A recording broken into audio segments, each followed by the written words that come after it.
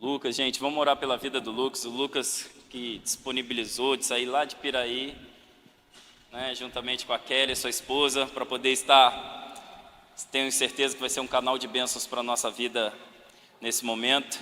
Como o Salmo 95 que foi lido durante o início do culto, que a gente não venha endurecer o nosso coração diante da palavra de Deus nessa noite. Estenda sua mão para cá. Abençoe Lucas enquanto a gente esteja orando. Pai, em nome de Jesus, aqui está o teu servo na tua presença. Deus, muito obrigado pela vida do Lucas, obrigado pela vida da Kelly, toda a sua família. Obrigado porque o Senhor tem usado o seu servo. Obrigado porque ele aceitou o convite de estar aqui nessa noite compartilhando um pouco da sua palavra. Senhor Deus, em nome de Jesus, que o Lucas seja, Senhor Deus, a boca de Deus nessa noite, usado pelo Senhor. Senhor, guia ele, Senhor Deus, através dessa mensagem, que teu Espírito Santo possa possuir a vida do Lucas nesse momento, que o Senhor venha usá-lo com graça e misericórdia, em nome de Jesus, amém e amém. Fique à vontade, tá? Eu cumprimento os irmãos com a paz do Senhor. Quantos estão felizes essa noite? Diga glória a Deus. Então, já que você está feliz, olha para a pessoa mais bonita e perfumada que está do seu lado aí. Avistou, irmão? Se não tiver ninguém, você pode olhar para mim. Agora fala para ela, que bom que você veio. Fala, Deus tem uma palavra para o nosso coração essa noite. Você crê nisso? Então eu vou convidar você a abrir as Sagradas Escrituras no livro de Mateus. Mateus capítulo 3, versículo 16. Enquanto você encontra, eu quero agradecer a Deus por essa oportunidade de estar com vocês aqui hoje. Para mim é um motivo de muita alegria, né? Eu estive com vocês no ano de 2020, num retiro que foi lá em Bananal, não foi? Foi aonde? Eu lembro que entrava em Barra Mansa ali, a gente chegava no sítio. Tinha alguém aqui que estava lá naquele dia? Ah, tem um pessoal aqui. Estava lá? Tecladista, pode me dar uma ajuda aqui, varão? Fazer um fundo musical? Quem encontrou, diga amém. Quero agradecer também a vida do Renan pelo convite, pela confiança de estar aqui. Fico feliz por isso. Está me acompanhando também aqui hoje a minha esposa, senhorita Kelly Daphne, minha amiga, intercessora, canta, prega, é um fogo puro, é uma bênção. Está me acompanhando também meus filhos, né? Pastorzinho Azaf. Se você perguntar para ele, Azaf, o que você é? Ele vai falar o quê? Pastorzinho, profeta, baterista e jogador. É bênção pura. E a minha preciosa, né? Minha filha, a Esté, a pastora e profeta também. Amém? Mateus capítulo 3, versículo de número 16. Está escrito assim: E sendo Jesus batizado, saiu logo da água. E eis que se abriram os céus, e viu o Espírito de Deus descendo como uma pomba e vindo sobre ele. E eis que uma voz do céu dizia: Esse é o meu Filho amado, em quem me comprazo. Agora eu convido você a abrir no livro de Lucas. Lucas, capítulo de número 3.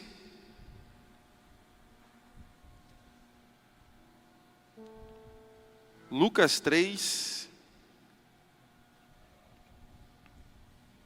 versículo 21. Quem encontrou, diga amém.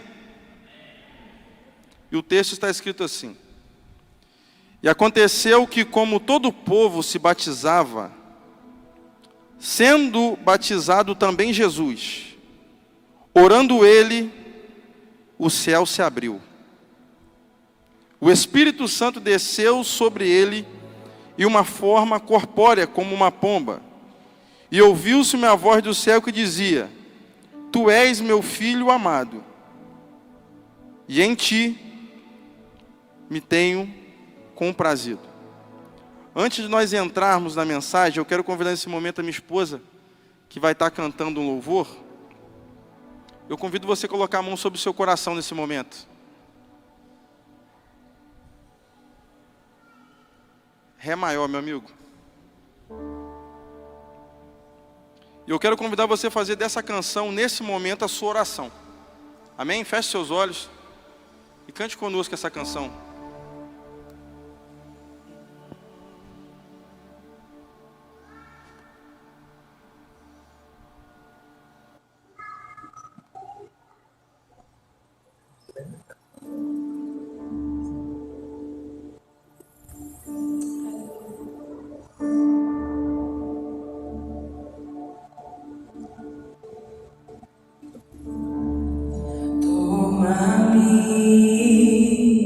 Rendido estou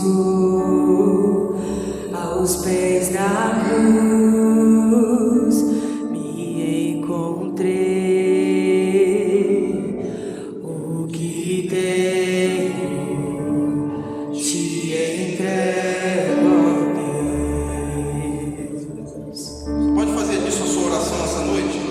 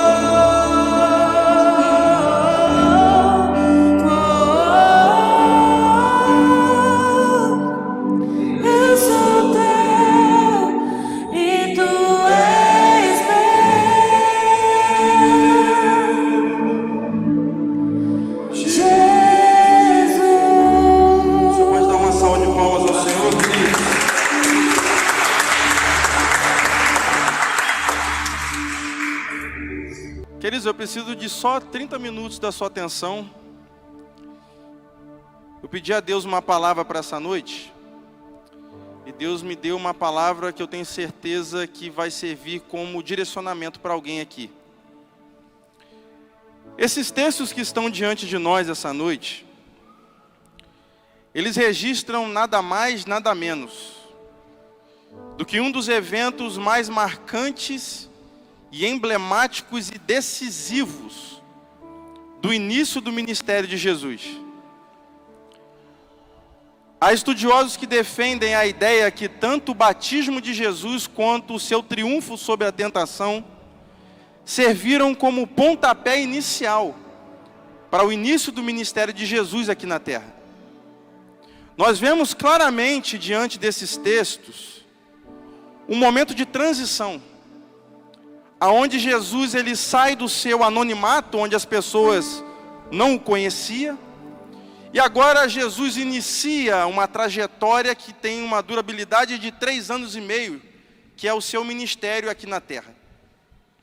O ministério de Jesus, você que é um estudioso da Bíblia, bem sabe que ele foi marcado por muitos milagres, sim ou não? Sim ou não? E os milagres de Jesus era aquilo ao qual atraía as multidões até ele. Lucas, quais foram os milagres que Jesus operou? Para trazer a sua memória, eu vou citar 3. O primeiro milagre de Jesus está no livro de João, capítulo de número 2, quando num casamento, nas bodas de Caná da Galileia, Jesus ele transforma a água em vinho.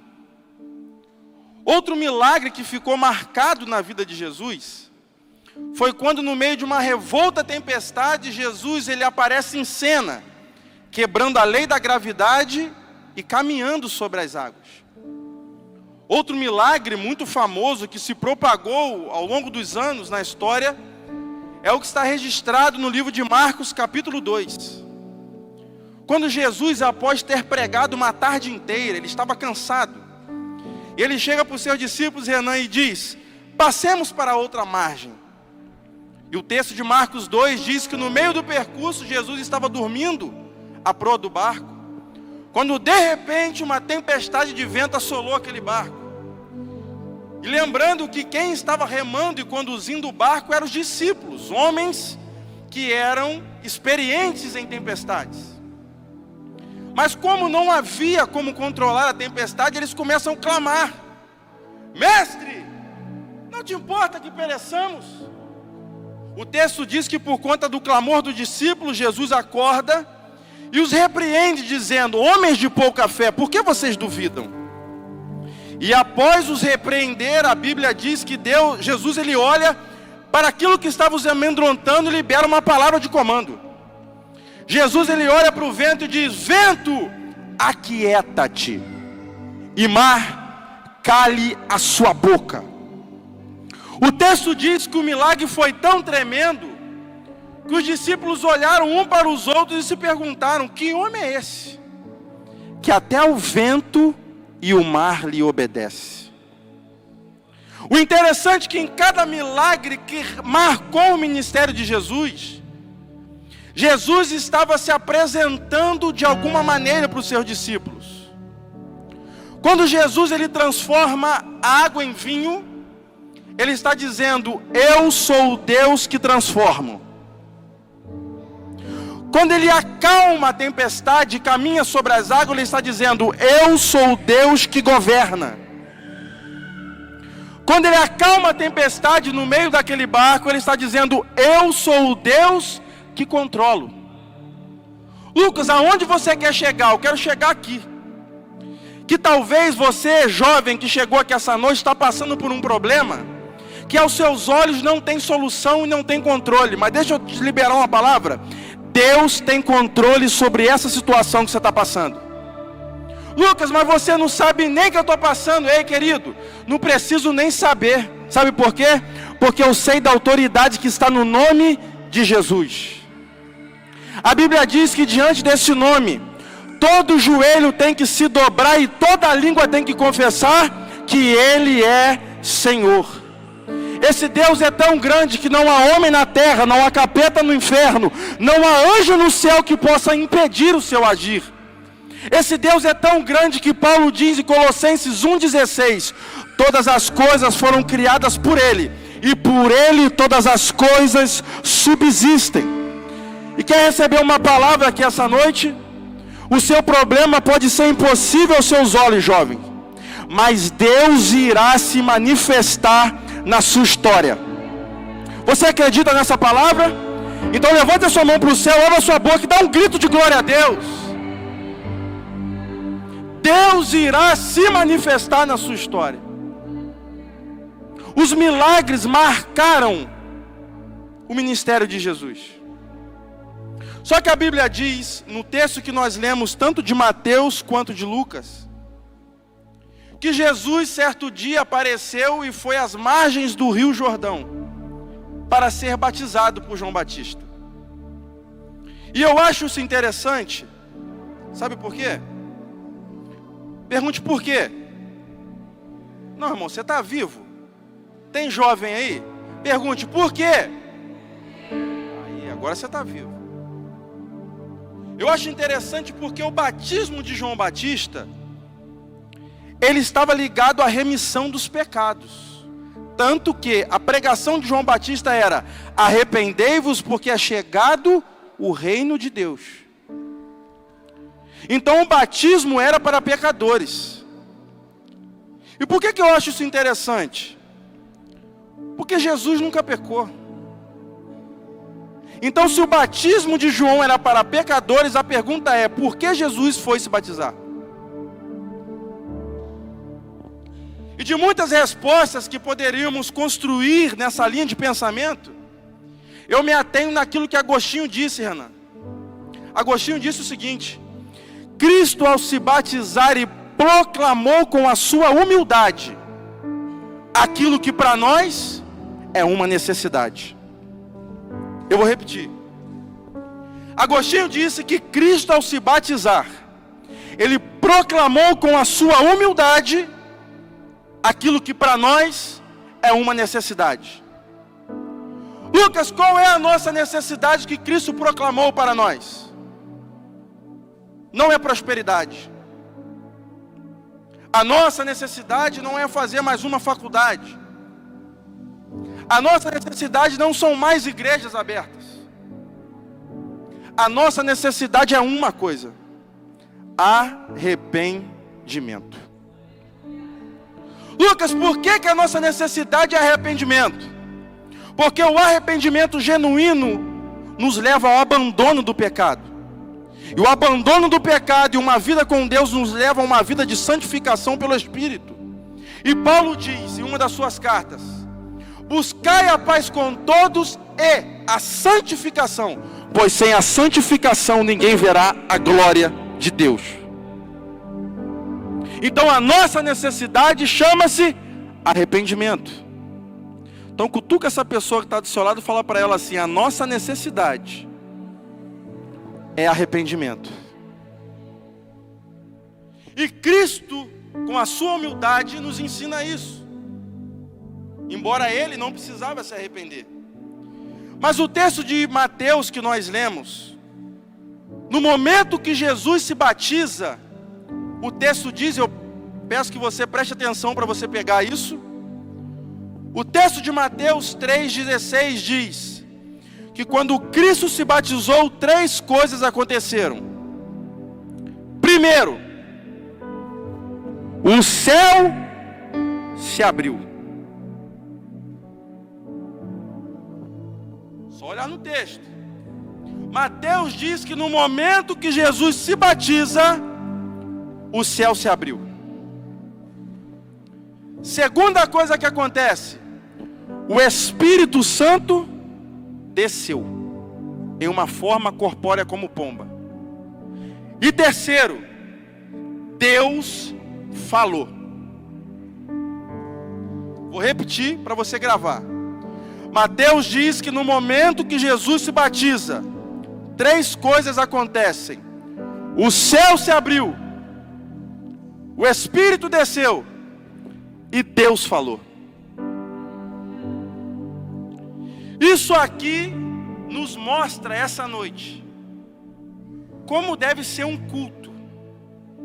Não, Lucas, como assim? Vou te explicar. Céus abertos para nós aqui fala da manifestação da glória de Deus. A palavra glória na Bíblia tem conotação variada. E uma das suas conotações no Antigo Testamento é a palavra kabod. Você lembra da história quando os filhos de Eli, que tinham se corrompido com o pecado, vão para a guerra contra os filisteus, eles levam a arca da aliança, eles morrem na guerra. Um homem traz a notícia até Israel que os filhos de Eli, o sacerdote, morreram. Nesse momento Eli cai, quebra o pescoço e morre. A mulher de Finéias estava grávida, que era filha de Eli. Ela gera um filho, ela coloca o nome do menino de Icabode. Foi-se a glória de Deus de Israel. No Novo Testamento, a palavra glória é conhecida como doxa. E por que que aqui fala da manifestação da glória de Deus?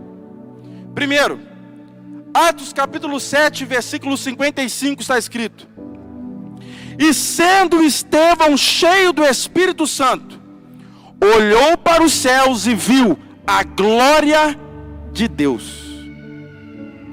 O salmista no Salmo 119 vai dizer: os céus proclamam a glória de Deus, e o firmamento anuncia as obras de suas mãos. Então, céus abertos fala para nós da manifestação da glória de Deus. Repita comigo: céus abertos fala para nós da manifestação da glória de Deus. O Espírito Santo descer aqui fala para nós da manifestação da sua presença. Lucas, me prova na Bíblia. Atos capítulo de número 2. E cumprindo-se o dia de Pentecostes, estavam todos reunidos no mesmo lugar. E de repente veio do céu um som como de um vento veemente e impetuoso que encheu toda a casa. E viram sobre eles línguas repartidas como de fogo, a quais pousaram sobre cada um deles. E todos foram cheios do Espírito Santo. Céus abertos fala da manifestação da sua glória. O Espírito descer fala da manifestação da sua presença. E Deus falar aqui representa a vontade de Deus sendo estabelecida. Quando Deus fala, sua vontade é estabelecida. Lucas, me prova na Bíblia. Gênesis, capítulo de número 1. E disse Deus: haja luz. E houve luz. Céus abertos, manifestação da sua glória. O Espírito descer, manifestação da sua presença. E Deus falar, a vontade dele sendo estabelecida. Lucas, e por que que esses acontecimentos nos ensinam como deve ser um culto? Vou te explicar. E só crente espiritual vai entender isso aqui. Porque o céu se abriu, o Espírito Santo desceu e Deus falou por um motivo: apontar Jesus. Por que que isso é modelo de culto? Porque a pregação deve centralizar Cristo, o louvor deve centralizar Cristo, a sua presença no templo deve ser para glorificar a Cristo, as suas mãos levantadas são para glorificar a Cristo, a sua presença aqui é para glorificar a Cristo. Querido, eu sei que isso pode até doer, mas vai tratar. Se você vem no culto simplesmente por vir, ou para receber alguma coisa de Deus, tu veio no lugar errado. Porque culto não tem a ver com aquilo que Deus tem preparado para mim, mas sim aquilo que por gratidão eu vim entregar para Ele. Quantos vieram adorar a Deus aqui essa noite? Deixa eu ver. A honra é dele, é por isso que Paulo diz: porque dele, por ele, para ele são todas as coisas, glória pois a ele eternamente, amém. Se você entendesse diante da presença do Deus que nós servimos, você não andaria cabisbaixo como você tem andado por esses dias. Sabe por quê? E não temeria os seus inimigos, porque esse mesmo Deus cuja presença nós estamos, é o mesmo Deus que te garante Salmo 91. 1000 cairão ao teu lado, 10.000 cairá à tua direita, mas você não será atingido. Se você entendesse diante da presença do Deus que nós estamos aqui essa noite, você saberia que você pode pedir a Ele que Ele te dá. Salmo 122, pede-me, te darei as nações por herança, te entregarei a terra por sua possessão. Essa é a presença do Deus que nós estamos essa noite. E uma vez uma pessoa falou para mim assim: Renan, eu vou no culto, mas eu só adoro se eu sentir a presença. Eu falei, como é que é? Eu só adoro se eu sentir a presença. Eu falei, mas peraí, você então é a última Coca-Cola do deserto que Deus tem que descer só para você adorar? Isso é coisa de crente carnal, insensível, que vive uma vida de pecado e acha que é santo. Porque quem é espiritual e é adorador de verdade, não precisa sentir a presença para adorar, mas entende que eu adoro Ele para senti-la. Eu não preciso ter movimento na igreja para adorar, pelo contrário, eu adoro para Ele se manifestar no nosso meio. Quantos vieram aqui essa noite para adorar a Deus? Deixa eu ver. Então dá um grito de glória a Deus, meu irmão. Você está aqui para adorar a presença dEle. O texto diz que o céu se abriu, o Espírito Santo desceu e Deus falou. Aprendemos que isso é um modelo de culto. Só que Lucas acrescenta um detalhe nesse fato. Olha o detalhe que Lucas acrescenta. Lucas 3, 21. Vamos ver se você vai pegar. Aqui tem EBD, Renan? Tem, né?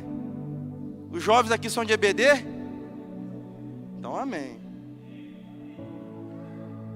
3:21. E aconteceu que, como todo o povo se batizava, sendo batizado também Jesus, orando ele, o céu se abriu. Você pegou? Mateus diz que quando Jesus se batiza, o céu se abriu, o Espírito desceu e Deus falou. Mas olha o que Lucas diz. Ele foi batizado e orando ele, o céu se abriu. O Espírito desceu e Deus falou. O que eu aprendo? Que Lucas está nos ensinando aqui com esse detalhe. Que o que abre céus ainda é uma coisa.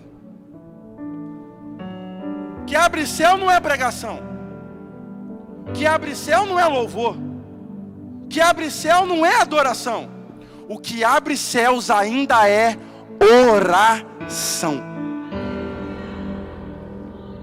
O céu não se abriu e fechou porque Elias cantou. O céu se abriu e fechou porque Elias orou.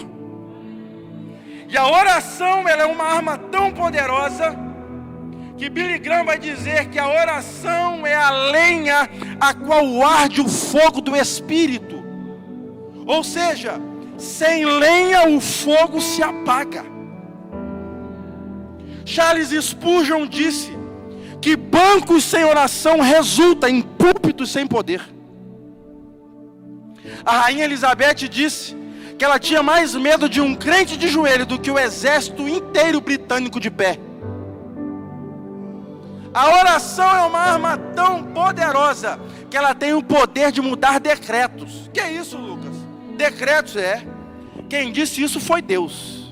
Segundo a Crônicas 7:13, Deus olha para Israel e diz: Israel, se eu, o Senhor, cerrar os céus e não houver mais chuva, ou se eu enviar os gafanhotos para destruir as plantações de vocês, versículo 14, se o meu povo, que se chama pelo meu nome, se humilhar e orar e buscar a minha face, então eu, o Senhor, ditarei os seus caminhos e perdoarei os seus pecados e sararei a sua terra. A oração é tão poderosa que os discípulos de Jesus viram Jesus curar leproso, fazer paralítico andar, surdo ouvir, mudo falar, acalmou a tempestade, fez e aconteceu. Em nenhum momento os discípulos chegam para Jesus e falam: Jesus, ensina-nos a fazer milagre. Não pediram isso. Mas sabe qual foi a única coisa que os discípulos pediu que Jesus os ensinasse a fazer? Lucas 11:1. Mestre, ensina-nos a orar. Por que os discípulos preferiram aprender a orar do que fazer milagre? É simples. Porque eles perceberam que só se torna agente de milagre quem tem vida de oração. Lucas, o que você quer dizer com isso? Deus nos trouxe aqui essa noite, eu e você, jovens em Cristo, para aprender e colocar em nós fome e sede por uma vida de oração. Segura a mão dessa pessoa que está do seu lado, querido. Seja a boca de Deus. Chacoalha ela e fala assim: Deus nos trouxe aqui.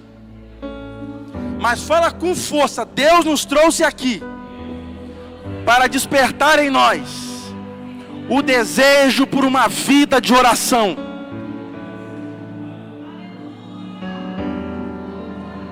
Você pode dar um grito de glória a Deus?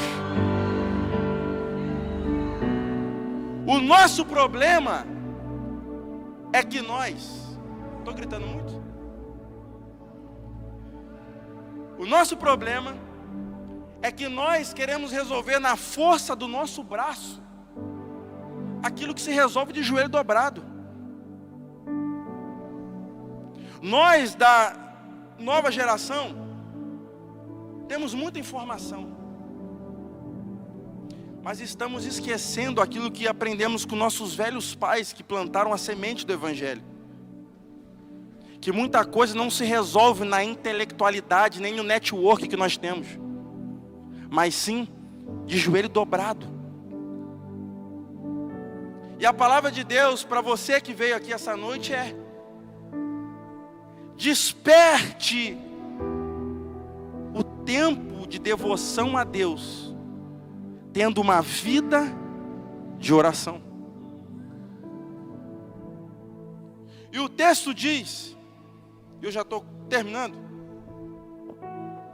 que Jesus se batizou, isso aconteceu. Mas depois do céu se abrir, o Espírito Santo descer e Deus falar, está no capítulo 4. O Espírito de Deus levou Jesus para o deserto. Após isso acontecer, eu vou repetir. O Espírito de Deus levou Jesus para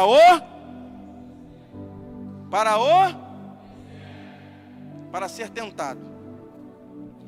E deserto na Bíblia fala para nós de um local de desconforto, de provação. Anos atrás, eu lembro quando eu era bem pequeno, a gente ia muito em vigília. Hoje é difícil ter, né? Tem alguns lugares, mas é difícil. Mas antes era muito comum.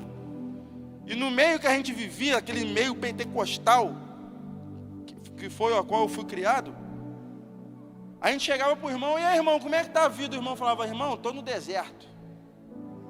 Quando o irmão falava estou no deserto, estava dizendo: estou na prova, estou na dificuldade. Porque deserto fala para nós de lugar de dificuldade, de desconforto. É um lugar que ninguém quer ir. Alguém aqui quer ir para o deserto? Quer? Ninguém quer ir. Só que existem duas maneiras de nós irmos para o deserto. E eu falo isso numa escama espiritual. Qual é a primeira maneira de eu ir para o deserto, Lucas?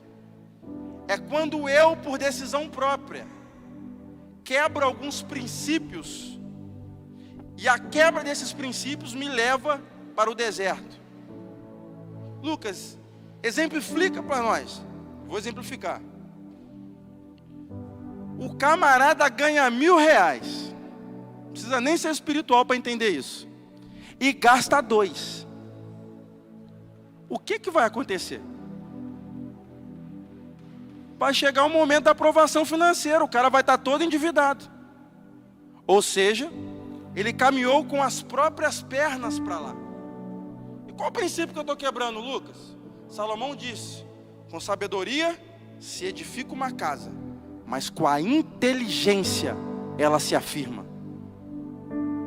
Não precisa ser espiritual para entender isso. Lucas, qual é a outra maneira que eu entro e vou para o deserto com as minhas próprias pernas? Quando você, como filho, não honra os seus pais, não obedece os seus pais, isso é a quebra de um princípio. Em algum momento da sua vida, a falta da honra aos pais vai te levar para o deserto. Qual é a outra maneira, Lucas, eu caminhar com as minhas próprias pernas para o deserto? Quando alguém faz algo a você e você não perdoa.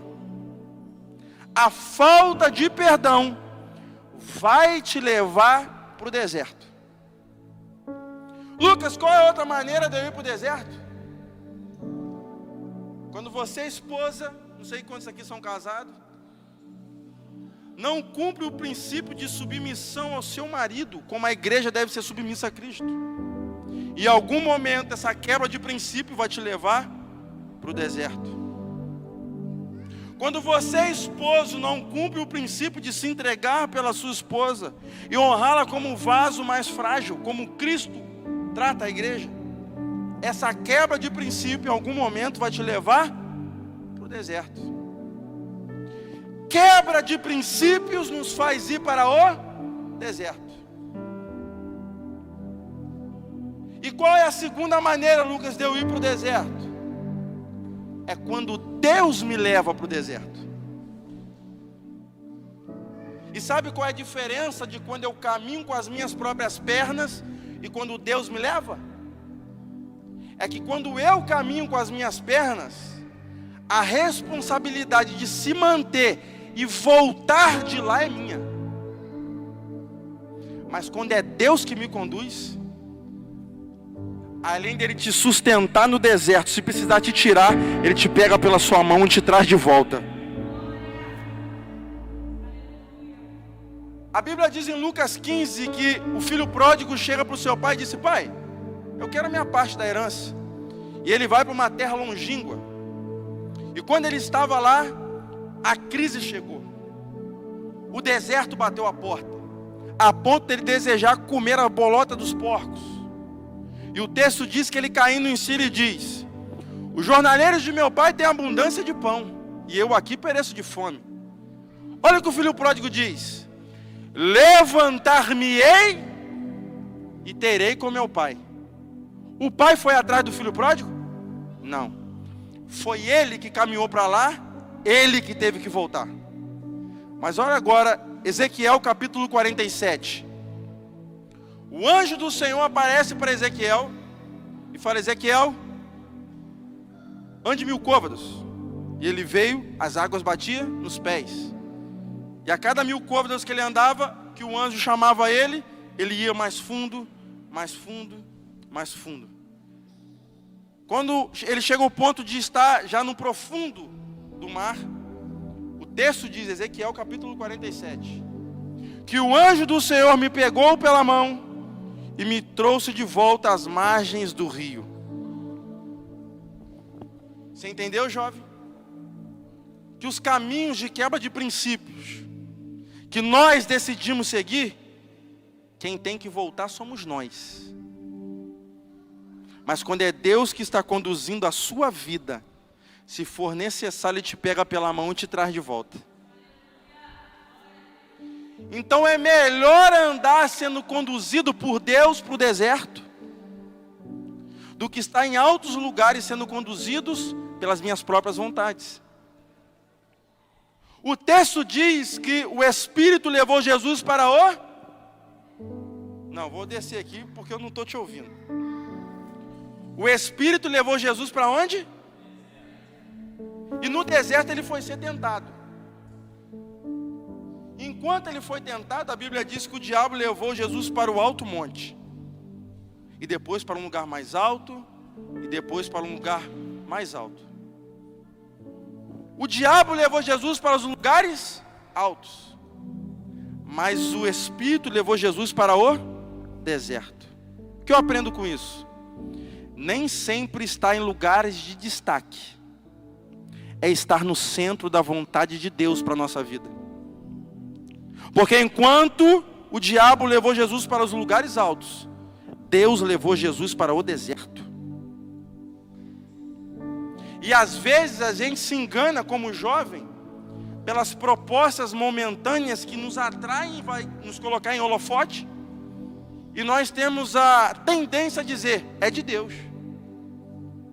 Mas quando você tem intimidade com Deus, você entende que nem sempre estar lá é estar no centro da vontade de Deus. E talvez você, essa noite, está no impasse na sua vida de ter que tomar uma decisão. A palavra de Deus para você é: tenha uma vida de oração que você vai discernir quais são os próximos passos que você tem que tomar na sua trajetória. E que às vezes, estar no lugar de desconforto é estar no centro da vontade de Deus. Lucas, e por que às vezes Deus nos transiciona ou nos leva para o deserto, sendo que o deserto é um lugar difícil de estar? É um lugar de dor, de cansaço, de fadiga. Não é um lugar bom. Por que Deus nos leva para lá? Por um motivo: para te lapidar e te tornar uma joia preciosa nas mãos dele. Porque se Deus tem um chamado específico para a sua vida, entenda uma coisa: se você já está passando, se você não passou, o deserto te espera. Porque o deserto é o lugar que Deus vai transformar o nosso caráter. O deserto é o lugar que Deus vai nos dar experiência. Embora o deserto é um lugar ruim, é o lugar também da manifestação da sua glória, da sua provisão, do seu poder. Lembra do povo de Israel quando estava no deserto? Era um lugar ruim? Era. Mas tinha coluna de nuvem e coluna de fogo à noite. E o deserto não é um lugar de morada. O deserto é apenas um lugar de passagem. Se você está passando pelo deserto, e tem gente que às vezes passa pelo deserto e está do nosso lado e a gente não sabe o que está passando. Talvez o seu deserto pode ser crise de ansiedade, pode ser depressão, pode ser uma doença, pode ser a falta de dinheiro, pode ser uma crise familiar, uma crise existencial. Não sei qual é o deserto que você está passando. Mas Deus está nos convidando essa noite a você sair daqui hoje entendendo essa palavra, e que Deus está te chamando para uma vida de intimidade com Ele, que o restante é consequência. Quero convidar vocês a se colocar de pé nesse momento.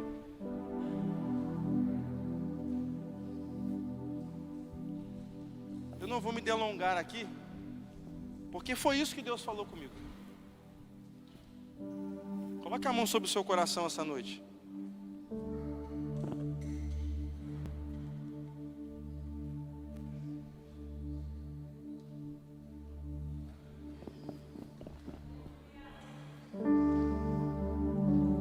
Pode apagar as luzes?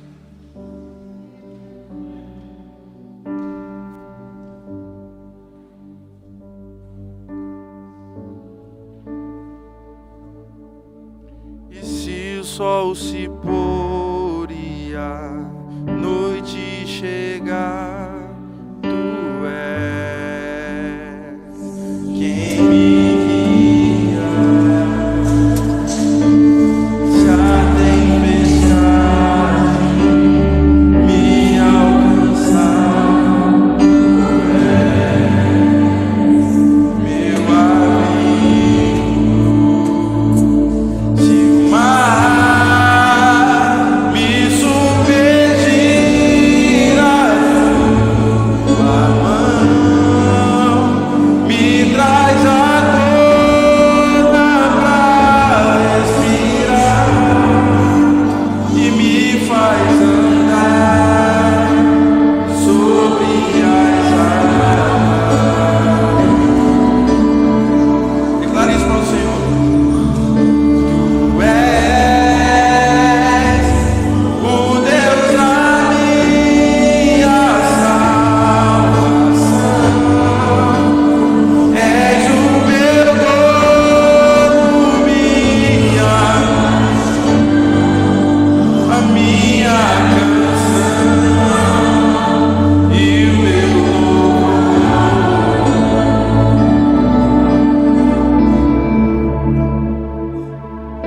sobre o seu coração, vou fazer uma oração.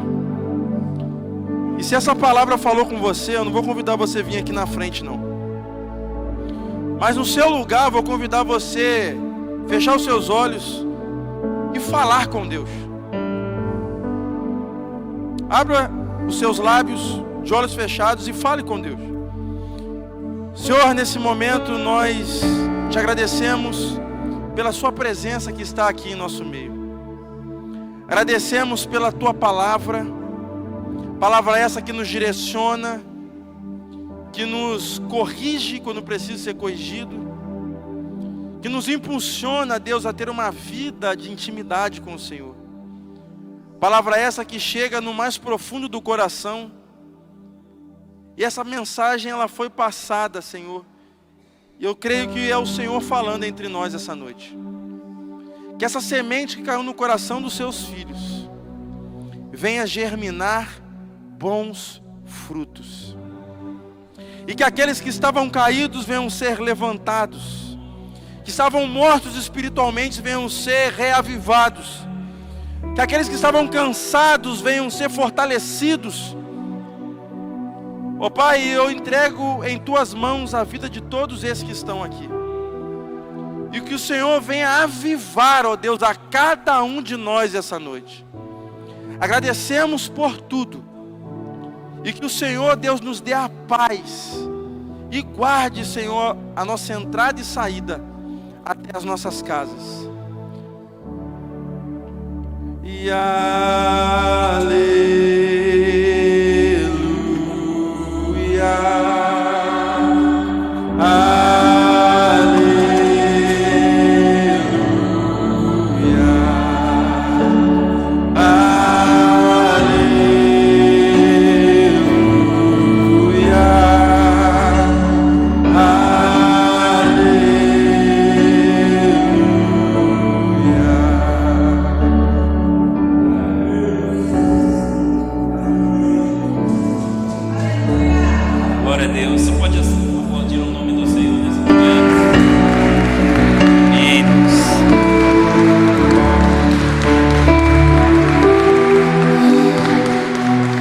Obrigado por nos assistir. Curta, comente, compartilhe, inscreva-se neste canal. Ative o sininho e que Deus te abençoe.